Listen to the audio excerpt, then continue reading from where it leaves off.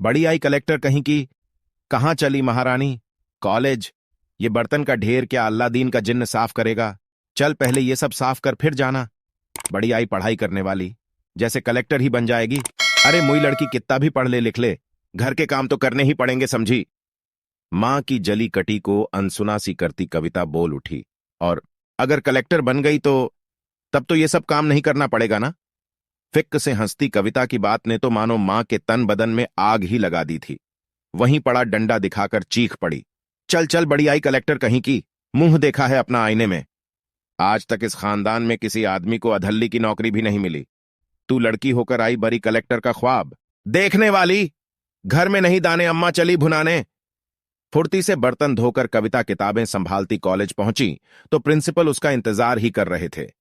कविता, तुम्हें इस बार सर्वाधिक अंक प्राप्त करने के कारण कॉलेज की तरफ से सिविल सेवा प्रतियोगिता की मुफ्त कोचिंग प्रदान की जाएगी। अंधा क्या चाहे दो आंखें कविता की तो सबसे बड़ी समस्या हल हो गई थी।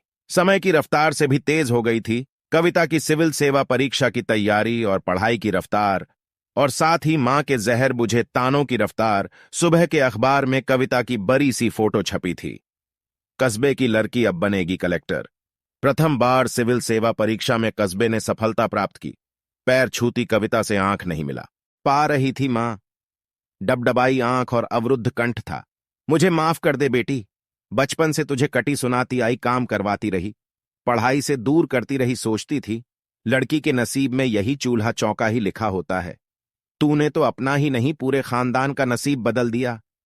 मां, तेरी जली कटी का ही असर था जो मेरे लिए प्रेरणा बन गया, मुझे चुनौती देता रहा। मेरी प्यारी मां, तेरी जली कटी मेरे लिए आशीर्वाद बन गई। एक बार फिर से कहना बड़ी आई कलेक्टर कहीं की। हंसती हुई कविता की बात सुन मेरी कलेक्टर बिटिया रानी, कह मां ने दोनों हाथों से अपनी बेटी को कलेजे से लगा लिया था। कहानी कैसी लगी? अगर वीडियो अच्छा लगा तो चैनल को सब्सक्राइब कर ले ताकि हर नए आने वाले वीडियो के नोटिफिकेशन आपको मिल सकें। धन्यवाद।